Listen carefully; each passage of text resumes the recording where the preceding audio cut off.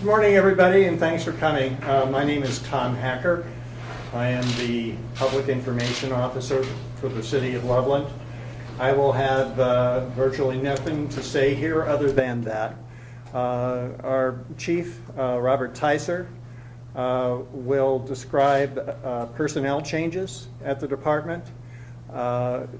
He has a short statement, and we will have a few questions after that. I do want you to know that the chief is going to try to make a commitment to be elsewhere very shortly after this, but will remain for a few questions. So with that, I'd like to introduce Chief Robert Tyser, Loveland Police Department.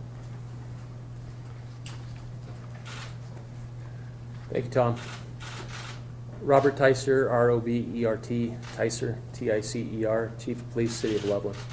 Thank you today for coming here to our police department, have this critical conversation and provide information to our community and to the citizens that have expressed their concerns, their outrage, their anger in relation to the Mrs. Garner case that is actively a federal lawsuit.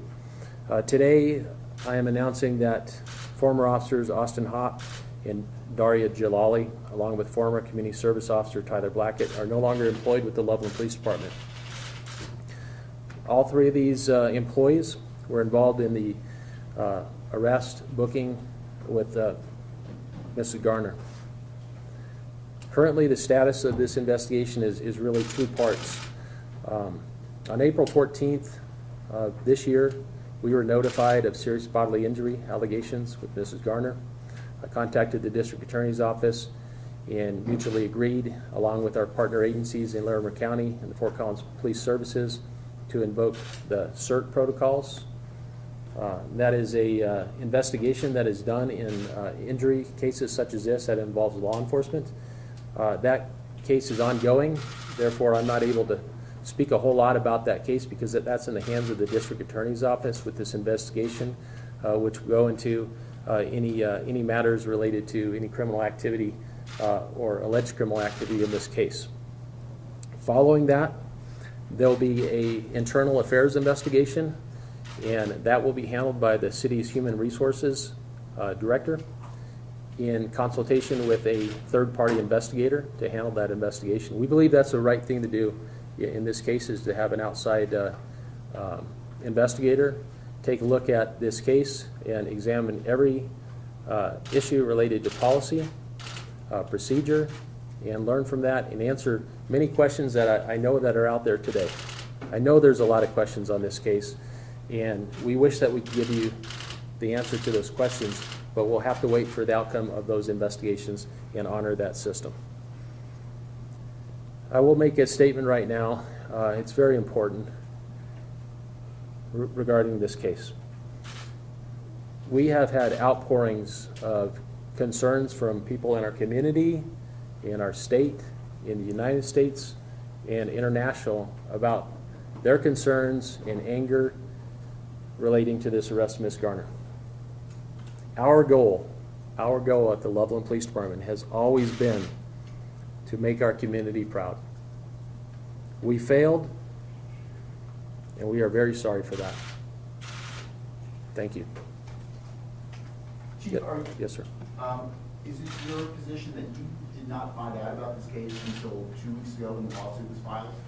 The case obviously was a case with Loveland PD, so there were individuals here in this organization that knew about the case, obviously. But the specifics to the serious bodily injury, that was the first time I was notified of that and took action with the district attorney at that point. What is the policy? What is the department's policy when it comes to notification of injuries of arrested people? It depends on the injury. If there's serious bodily injury, it would be responsibility to have that conversation with the district attorney and the CERT investigators. Thank you. So how far up the chain did it go initially? You're asking questions that will be asked in the internal affairs investigation handled by the human resources director. Those are the type of questions that should be asked, will be asked, and those answers will be forthcoming. Chief, a question for you. There was accusations that this injury happened and then the medical records come forward. Was it the responsibility of the other officers who were notified that there may have been injuries to also report that up the chain of command? Our policy at the Loveland Police Department is if there is injury, notifications need to occur, and people need to be treated for injuries if that is the case. And a quick follow-up for you, can you just explain your reaction, not just as chief, but as a person, when you saw the video that allegedly shows your former officers joking about the incident that took place? That is not the Loveland Police Department. That is not the Loveland Police Department. The Loveland Police Department is comprised of men and women that are out there taking calls for service right now, that are working very hard and honoring our community and serving with integrity and value and being trustworthy. That's who the Loveland Police Department is. What you saw in the video is not the Loveland Police Department.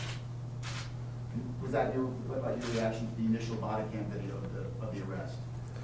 As a chief of police, my job here is to ensure that this process goes forward. But if you're asking me as a human being what I thought, I share the community's concerns on this. It hurt to see that. I've been in law enforcement 32 years, and what I saw in there hurt me personally. Do you know any of the officers involved personally? I know every officer in this department personally. Can you share your thoughts about them?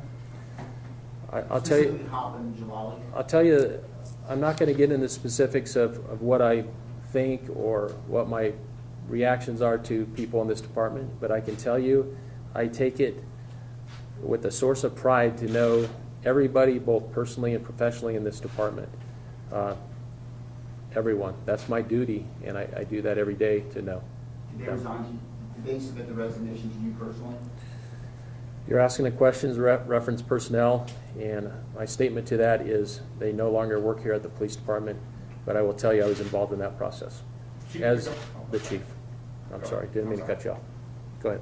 Chief, the Garner family and their lawyer claims that they have not even received an apology of any sorts from the police department.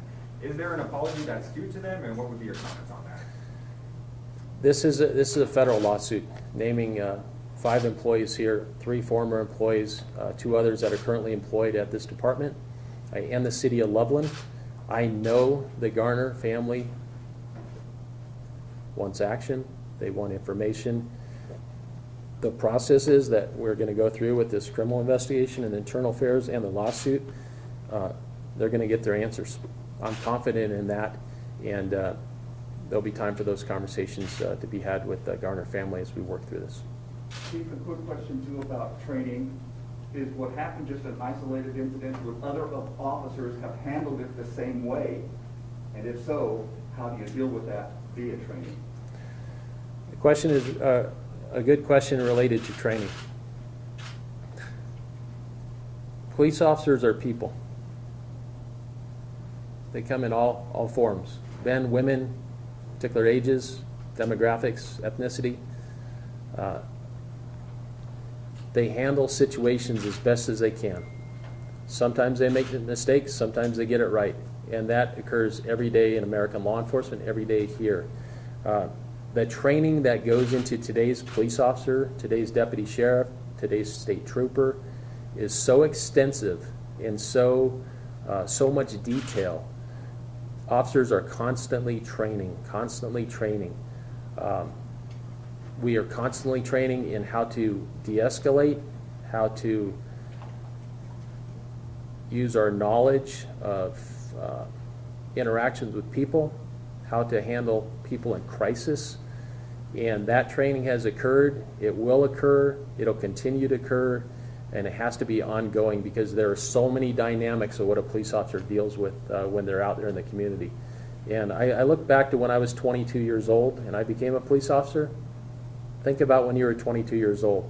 Me personally, I didn't know a whole lot. But as I started becoming more mature, started learning, I found out a lot more through training and experience on how to interact with the public, how to serve. We have officers that are brand new and officers here pushing 40 years. We understand training is important, and that'll continue to be a focus at the department. Chief Tyser, what about Sergeant Metzler and Sergeant Hill, who were both named in the lawsuit? And I know that Sergeant Metzler was at least recently announced that he was on administrative leave as well. Master Sergeant Phil Metzler is on administrative leave, and Sergeant Hill is currently still assigned to her duties here at the police department. During the arrest process or the booking process of his partner, did the police department know about her disability, or when did you guys learn about that? Those questions that you're asking related to the status of Ms. Garner will be questions that will be asked in the parallel investigations. The third person who was on, not Hopper Jalali, what was their role and where were they in this process, in this incident? Mr. Tyler Blackett is a community service officer, was a community service officer. The role of that position in the organization is not a sworn police officer. It is a support role to support the department through minor traffic crash investigations, through parking enforcement, and through transportation of custodies to the Laramie County Sheriff's Office. So was he at the scene, the initial scene? No, he was not. He was involved in the booking? Yes, sir. The gentleman who pulled over and raised his concerns in the original body camera footage, have you guys been able to contact that individual, and was a complaint ever officially filed through him away from just that incident? The other person in the video you're talking about will be involved in the investigation with CERT, the CERT team, and the outside investigators to ask those questions. And one quick question for you. Can you tell us any details you have on Officer Jalali and Officer Hop, their age and how long they've been with the department? I do not have the age handy with me. We can get that through Mr. Hacker. Officer Hop had been on the department approximately 1 year. Ms. Jalali had been on the department approximately 3 years. Master Sergeant Phil Messer been on approximately 27 years. Before these resignations, were you moving to terminate them? The question is, they are no longer employed here at the department. That's a personnel issue which can be worked through the human resources. Yes, Jen? Did the officers have jobs as police officers elsewhere before they were here? The two former officers, Officer Jalali and former Officer Hop, were employed as police officers elsewhere prior to serving here at the city level. I just want to break in. I know the chief has got to be elsewhere very quickly, and you've got more questions. And I would appreciate it if you could forward those questions to me. We're going to be answering them all along the course of this event, of this situation. So please get back with me. You all have my contact, and I'll be more than happy to address further questions, but I know the chief has got to go through now. Okay, thank you so much. Thank you. I appreciate the questions. I will have a written press release for you in just a few minutes if you want to hang around. I'll just have it very quickly. Thank you, Tom. Yeah. Thanks. Appreciate you.